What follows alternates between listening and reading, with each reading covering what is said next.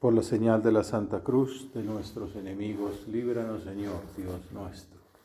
En el nombre del Padre, y del Hijo, y del Espíritu Santo. Amén. Señor mío y Dios mío, creo firmemente que estás aquí, que me ves, que me oyes. Te adoro con profunda reverencia.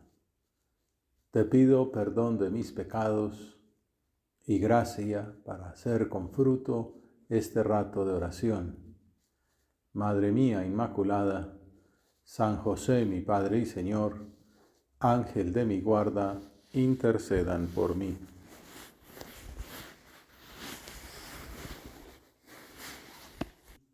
Jesús salió y se retiró a la región de Tiro y de Sidón. Después de una serie de controversias de Jesús, de unos milagros, les dice a los discípulos que se retiren a un lugar solitario para descansar un poco. Y entonces se enrumba hacia las afueras, diríamos al extranjero, ¿no? A un sitio que esté fuera del alcance de las autoridades de Jerusalén, con las cuales las relaciones se habían ido dificultando. Al final de este evangelio, Jesús dará su última misión universal. Todo esto como que tiene su significado, pues no solamente dijéramos de un evento concreto, una escena que sucede, sino que tiene una intención del autor y bueno, y del Espíritu Santo en última instancia. Jesús que va a regiones paganas. Y estamos en el capítulo 15. Luego al capítulo 28, cuando se esté terminando el Evangelio, Jesús dará su última misión universal diciendo: vayan pues y hagan discípulos a todos los pueblos. Así como ustedes me vieron ir a regiones paganas, pues así ahora la misión es al mundo entero. Sin embargo, esta doctrina con la cual tú, Señor, abrías las fronteras al universo entero, no era tan fácil de aceptar por los judíos, que se habían considerado siempre una religión de predominio étnico en la cual ellos eran el pueblo elegido. El caso es que Jesús escoge como destino de su retiro las tierras de personas no creyentes. Se está cumpliendo lo que anuncia el libro de Isaías, el capítulo 56, donde Dios había declarado que llevaría a los extranjeros justos al templo. Los llenaré de júbilo en mi casa de oración. Sus holocaustos y sacrificios serán aceptables sobre mi altar, porque mi casa es casa de oración y así la llamarán todos los pueblos. El Señor elige un pueblo, el pueblo elegido, el pueblo de Israel, para formar en ellos un camino de preparación, de historia de la salvación, de entender cómo se mueve Dios. Pero una vez, ya desde ese entonces empieza a abrirles el corazón, a hacer ver que su designio de salvación es universal, que Dios no es Dios de un pueblo, sino de toda la humanidad. Obviamente les va haciendo gradualmente abrir el corazón, pues hasta que llegue el momento en que entiendan esto que ya vemos en la obra de Jesús: ir a sitios como Tiro y Sidón, en principio para descansar, pero también para encontrarse con las gentes de allí. Y es lo que sucede. De pronto encuentra a una mujer cananea, dice un evangelio, es decir, sirofenicia. Cananea es un término antiguo. Ella pide, exige, gritando, la curación de su hija. Entonces una mujer cananea, saliendo de uno de aquellos lugares, se puso a gritarle: ten compasión de mí, Señor, hijo de David. Siendo extranjera, le da los títulos mesiánicos judíos, que por cierto le rechazaban las autoridades hebreas. Ten compasión de mí, Señor, hijo de David. mi hija tiene un demonio muy malo. Cuenta un escritor, un exégeta, que cómo hace caer en la cuenta, después de una amarga controversia con fariseos y con escribas, a los cuales tuvo que reprocharles su hipocresía, su lejanía de Dios, Jesús encuentra en tierra pagana una persona extranjera que le muestra una fe grande. A esta petición, pues los discípulos que estaban en plan de descanso, de vacaciones, podrían responderle, hombre, pídale a su Dios que no es el nuestro, ¿no? Pero Jesús actúa de otra manera. Por toda respuesta, calla. A veces podemos experimentar también nosotros el aparente silencio de Dios, su lejanía, su ausencia, como les sucedió a los discípulos en el mar, que hemos considerado recientemente. En una ocasión, él estaba dormido en la barca, en medio de la tormenta, y ellos ahí, pues casi a punto de ahogarse, ¿no? Hasta que le dicen, sálvanos, que perecemos. En otro momento, con el viento en contra, unos versículos más atrás de este pasaje que vemos hoy, los miraba a lo lejos desde el monte. Parecían que estaban solos con ese temporal, pero Jesús los estaba contemplando. Después, no contento con esa aparente soledad, los asustó. Vino hacia ellos caminando sobre el mar, que empezaron a gritar, que pensaban que era un fantasma. En ambos casos Jesús les reprocha. A Pedro le dice, hombre de poca fe, ¿por qué has dudado? Y a todos, cuando la tempestad calmada, les dice, ¿por qué tienen miedo, hombres de poca fe? Comenzamos la oración diciendo, creo firmemente que estás aquí. Y ya vamos viendo que este tema de la oración de hoy, pues va a ser la fe de esta mujer sirofenicia, que viene y confiesa, Señor, Hijo de David, cree que Jesús es el Mesías de otra religión, de otro país, pero ella lo cree. Ha oído ecos y bueno, el Espíritu Santo actúa en todas las almas, como después pasará con el cristianismo, que le dirá que está abierto a todo mundo. En cambio, estos que han estado cerca, que le han visto hacer milagros, que son los discípulos escogidos desde la eternidad, toca decirles, hombres de poca fe, ¿por qué has dudado? ¿Por qué tienes miedo? ¿No te das cuenta con quién estás? En este caso veremos cómo la actitud de la extranjera y el calificativo de Jesús hacia ella son totalmente distintos a los de los discípulos. Ellos, ante aquella petición a gritos de la mujer, ten compasión de mí, Señor, Hijo de David, mi hija tiene un demonio muy malo, interceden por la sirofenicia ante Jesús, pero en realidad movidos por su egoísmo. Atiéndela y que nos deje en paz. No piensan en ella y en su hija, sino que quieren evitar que les interrumpa su merecido descanso. Por eso le piden al maestro, atiéndela, que viene detrás gritando. Habíamos dicho que ante el primer grito, Jesús cayó. Ahora, ante la intercesión de los discípulos, la respuesta es peor que el silencio anterior, pues consiste en una evasiva, que también es un mensaje para el pueblo hebreo. Solo he sido enviado a las ovejas descarriadas de Israel.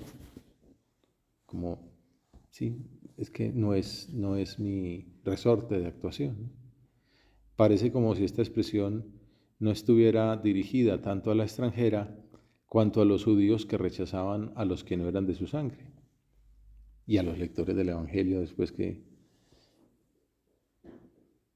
se formarán leyendo este pasaje.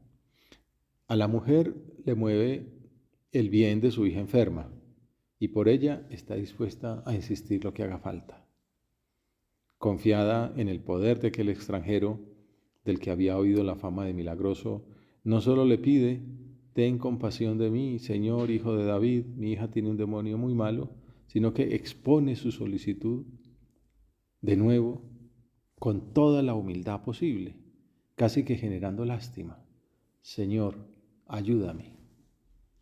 Una ejaculatoria muy bonita que nos puede servir de santo y seña después de hacer este rato de oración tan simple, tan sencilla. Señor, ayúdame. Don Fernando Caris comenta esa humilde petición de la mujer sirofenicia. Dice que nos puede pasar a nosotros, que a veces experimentemos como por un lado le pedimos al Señor la gracia de que no nos dé igual lo que nos pide, lo que necesitan los demás. Es una gracia, la gracia de tener un corazón que ve, de salir de nosotros mismos. Y a la vez, ante la luz clara, ante el propósito firme de responder positivamente, Señor, con tu gracia, Madre mía, con tu ayuda. Esa complementariedad de nuestra afirmación y la gracia, que es la protagonista, pero que quiere contar con nuestro concurso. Señor, con tu gracia, Madre mía, con tu ayuda. Señor, ayúdame con tu gracia. Madre mía, ayúdame. Entonces, esos propósitos, repetidos una y otra vez, serán nuevos por el convencimiento de la necesidad del auxilio del cielo. No será reiteración, no será una vez más, vuelvo a empezar en lo que siempre caigo, ¿no? Como tropezar de nuevo en la misma piedra. No, la novedad del amor, ¿no? Renovados porque la gracia es nueva y el empeño nuevo, el amor es nuevo, como también es nueva la petición de esta mujer. Otra vez nuevos. Nunchepi, vuelvo a empezar, ahora comienzo. Señor, que la novedad sea el amor. Señor, Hijo de David, ten compasión de mí, mi hija tiene un demonio muy malo. Señor, ayúdame. Y a pesar de todo, por tercera vez, Jesús parece rechazar la petición de la mujer. Todo esto también nos sirve, y verlo así despacio, dramáticamente, para darnos cuenta que el Señor tiene su forma, ¿no? De jugar con nosotros, de formarnos, de enseñarnos, de ayudarnos a crecer. Y entonces ya no solamente calla, ya no solamente dice que es que su misión está con los judíos, sino que parece rechazar la petición de la mujer, cuando en realidad sabemos que está dándole ocasión de poner por obra su confianza en él y el amor a su hija. Además del silencio, de aducir que no es su misión, ahora usa un argumento que podría tomarse incluso como ofensivo. No está bien tomar el pan de los hijos y echárselo a los perritos. Pues explican los exegetas que eso de perritos es una manera de atenuar la ofensa, ¿no? Alguna vez pensaba yo eso, pues ¿cómo responde uno cuando le dice al Señor eso? Pues uno puede decir, más perritos ustedes, ¿no? Lo que fuera, ¿no? Pero ella repuso, tienes razón, Señor. Es muy humilde esta respuesta y también muy estratégica. Yo sé que este hombre tiene el poder de curar a mi hija. Por el amor de mi hija, hago lo que sea. Hasta la humillación, hasta aceptar pues esos aparentes rechazos. Tienes razón, Señor. No está bien tomar el pan de los hijos y echárselo a los perritos. Pero también los perritos se comen las migajas que caen de la mesa de los amos. Me dices que dame un poquitico, ¿no? La sirofenicia acepta la prioridad en la fe del pueblo elegido, ante lo cual, dice el Evangelio, Jesús le respondió, después de 3 evasivas, incluso una casi ofensiva, mujer, grande es tu fe. Si a los discípulos judíos, hebreos, electos desde la eternidad, columnas de la iglesia, dice, hombres de poca fe, a esta extranjera, pagana, perrito, le dice, oh mujer, qué grande es tu fe. Un piropo que no merecían ni los discípulos. Que se cumpla lo que deseas. Y, dice Mateo, en aquel momento quedó curada su hija. poder de la fe. Jesús alaba la fe de esta mujer. ¿Por qué dice que su fe es grande? Podemos pensar. Porque clamó a gritos, porque insistió, porque porfió, como muestra de su humildad. El clamor, la insistencia, la perseverancia, la humildad son, podríamos decir, manifestaciones prácticas que muestran la fe de la mujer sirofenicia. Y además, pues esta virtud también incluye orar para que se cumpla la voluntad de Dios. No puede decir, si Dios es omnipotente, que necesita mi petición, pero ha querido asociarnos también en esa oración. Orad, orad y no desfallezcáis. Vigilad y orad para que no entréis en la tentación. O sea, el Señor quiere que estemos ahí siempre buscándolo para conocer su voluntad, para estar encendidos, para no caer en la tentación. Y entonces nos aconseja que como manifestación de la fe oremos para que se cumpla la voluntad de Dios, como Él mismo nos enseñó con su ejemplo. Lo hemos visto después del milagro de la multiplicación de los panes y de los peces. Váyanse ustedes en el mar y yo me retiro a solas al monte a orar, entre otras tantas ocasiones de oración. Incluye orar para que se cumpla la voluntad de Dios, interceder por los demás y luego, obviamente, también es manifestación de fe, obrar de acuerdo con sus inspiraciones. Podemos ver que tú, Señor, valoras mucho la virtud de la fe. De hecho, al comienzo de la predicación, invita a convertirse y a creer, llama, hasta con llamadas así como medio telefónicas, ¿no? Insiste de una manera y de otra. Se ha cumplido el tiempo y está cerca el reino de Dios. Convertíos y creed en el Evangelio. Marcos 1:15, ¿no? Primer capítulo, convertíos. ¿Y en qué se manifiesta esa conversión? Creed en el Evangelio. La conversión es fe. Cuando alguien muestra su falta de fe, por ejemplo, el papá del muchacho lunático después de la transfiguración, Jesús afirma, todo es posible al que tiene fe. Todo es posible para el que cree. Y bueno, pensaba yo que la alabanza de Jesús a la sirofenicia, oh mujer, qué grande es tu fe, nos podía servir en nuestra oración mirar otros ejemplos de alabanza de la fe. Por ejemplo, la hemorroísa, que está de paso, Jesús va a curar, pues a resucitar a la hija de Jairo, y en el camino algo pasó. ¿Quién me tocó? ¿Quién te tocó? Aquí hay decenas de personas y ¿quién te tocó? Todos te tocamos, ¿no? Dice, no, es que salió una fuerza de mí. Él sabía lo que estaba pasando, pero quería en su proceso de curación de esta mujer que lo reconociera, que diera ese testimonio. Y pues ella lo dice, pues tengo una herida, una enfermedad de 18 años, no, 12 años, que es la misma edad de la niña. 12 años gastando plata en los médicos, ya en ese entonces se tenía el problema. Y nada, que me curó. Pensé que con solo tocarte la orla del vestido, ni siquiera tocarlo a él, muy delicada, con tocarle el vestidito por ahí, me curaría. Y efectivamente se curó.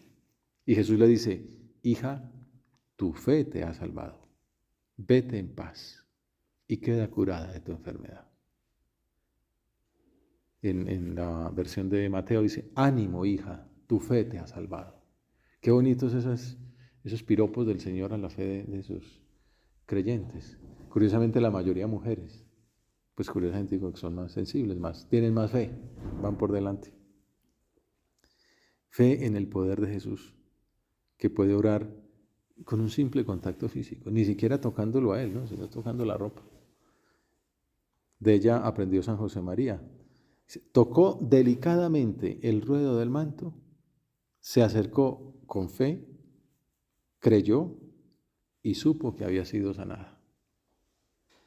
Señor, tú quieres que tengamos esa fe, que nos acerquemos con fe, que creamos y sabremos que hemos sido sanados. Así nosotros, si queremos ser salvados, toquemos con fe el vestido de Cristo, como dice San Ambrosio. ¿Te persuades de cómo ha de ser nuestra fe? Humilde.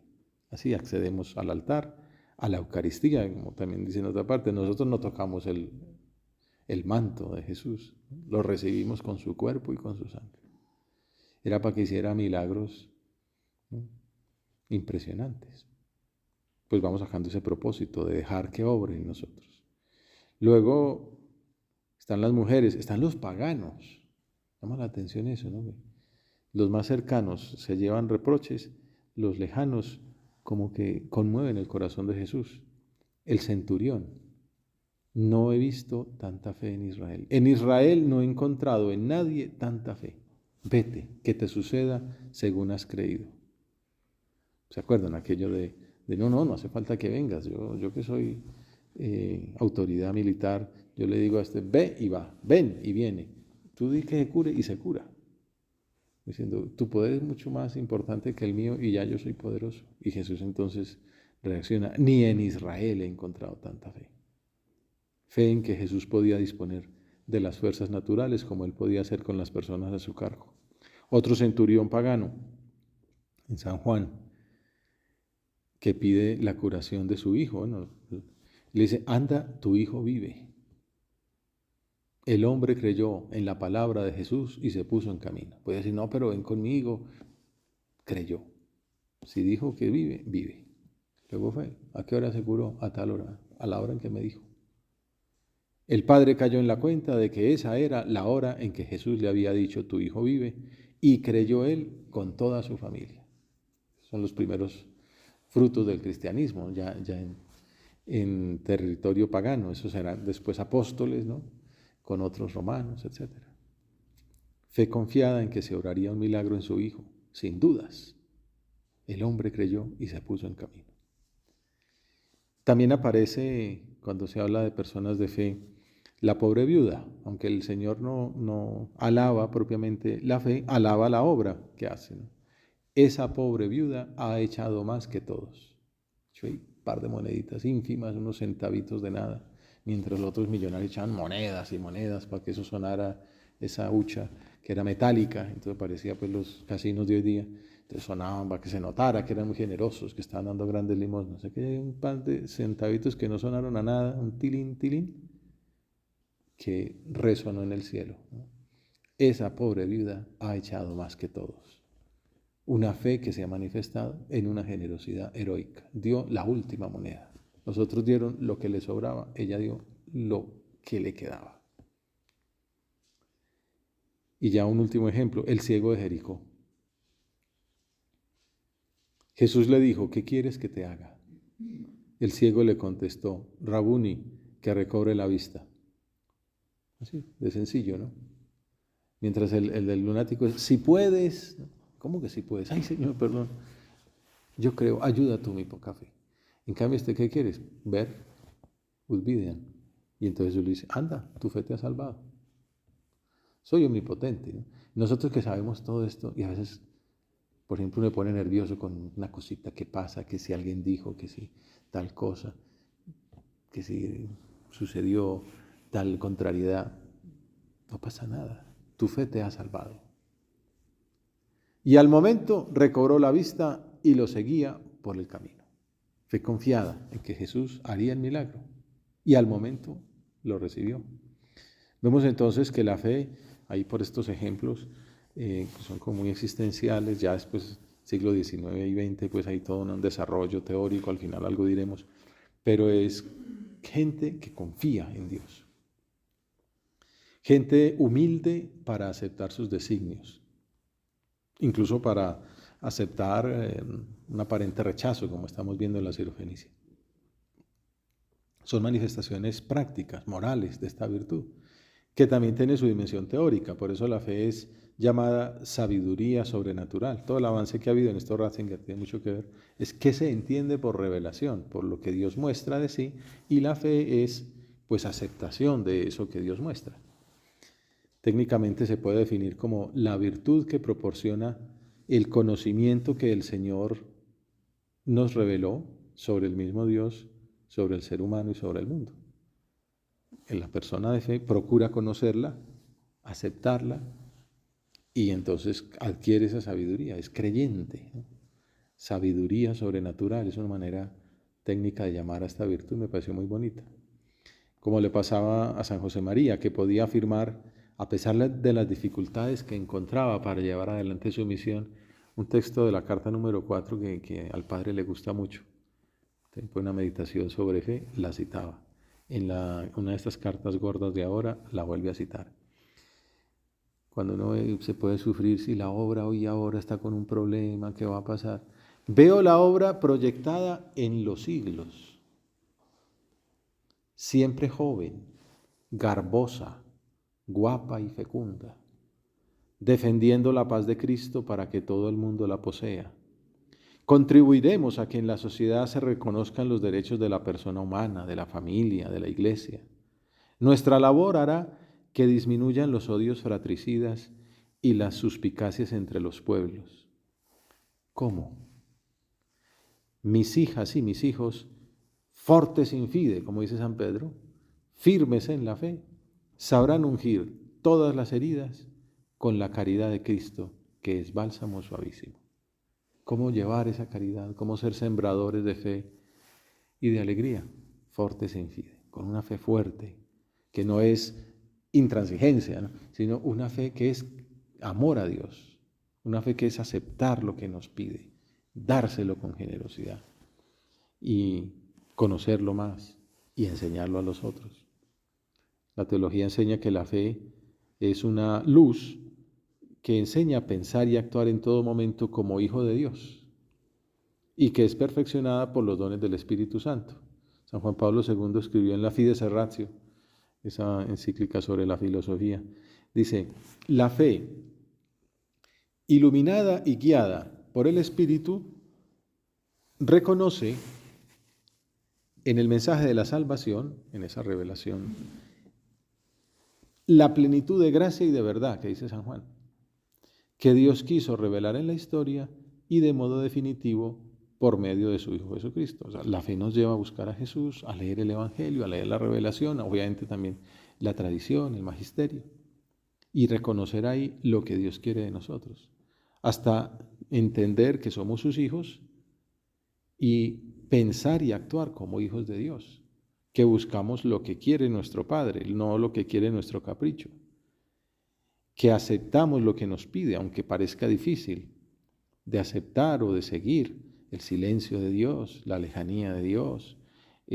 pues nuestra como incapacidad, el aparente rechazo, lo que Dios quiera, que hemos visto que le pasa a esta Sirofenicia.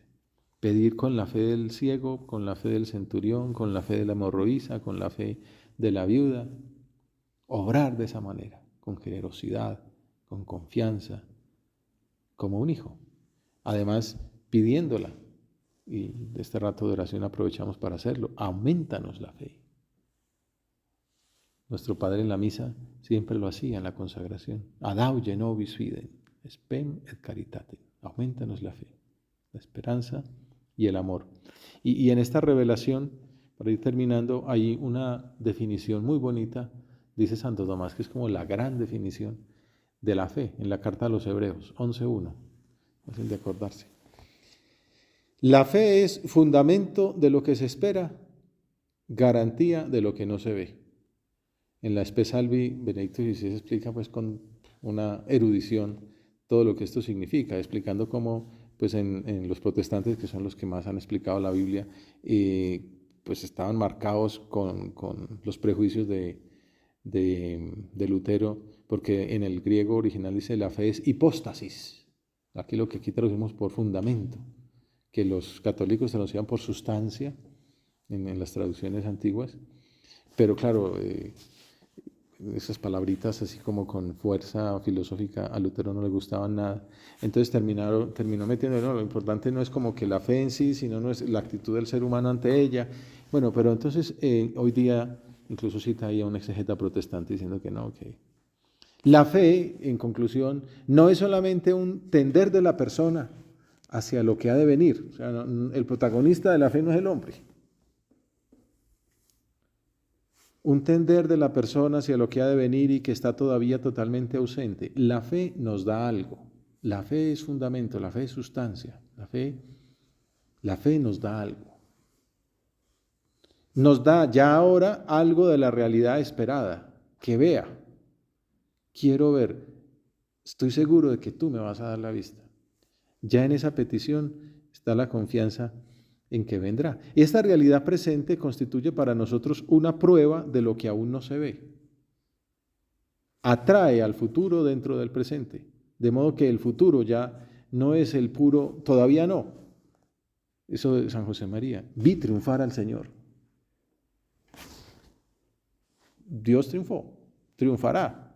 Y no este mundo triunfó. La fe es fundamento de lo que se espera, garantía de lo que no se ve. El hecho de que este futuro exista cambia el presente, la conclusión. Seguramente cuando hicimos el elenco de personas cuya fe mereció elogios en el Evangelio, echaste de menos a una que aposta hemos dejado para el final de esta oración, la Virgen María, obviamente, que recibió un piropo y una bienaventuranza de su prima Isabel cuando la visitó. Bendita tú, ¿por qué? Porque has creído. Fe perseverante, no fue solamente en el momento de la encarnación, fue hasta el Calvario, Pentecostés, la Asunción, pasando obviamente por pruebas, por la pérdida en el templo, por las bodas de Caná, pero el principal comentario de la fe de María vino de labios de su hijo, cuando escuchó el grito de aquella mujer admirada, bienaventurado el vientre que te llevó y los pechos que te criaron. A lo que respondió Jesús, mejor, bienaventurados los que escuchan la palabra de Dios y la cumplen. Fe en la palabra de Dios transmitida por el ángel, que se manifiesta en disponibilidad, en docilidad, en entrega perseverante. A la Virgen fiel, Madre de la Fe, le pedimos que interceda ante su Hijo para que también de nosotros Jesús pueda decir lo que dijo de la mujer sirofenicia. Qué grande es tu fe, que se cumpla todo lo que deseas. Te doy gracias, Dios mío, por los buenos propósitos, afectos e inspiraciones que me has comunicado en esta meditación.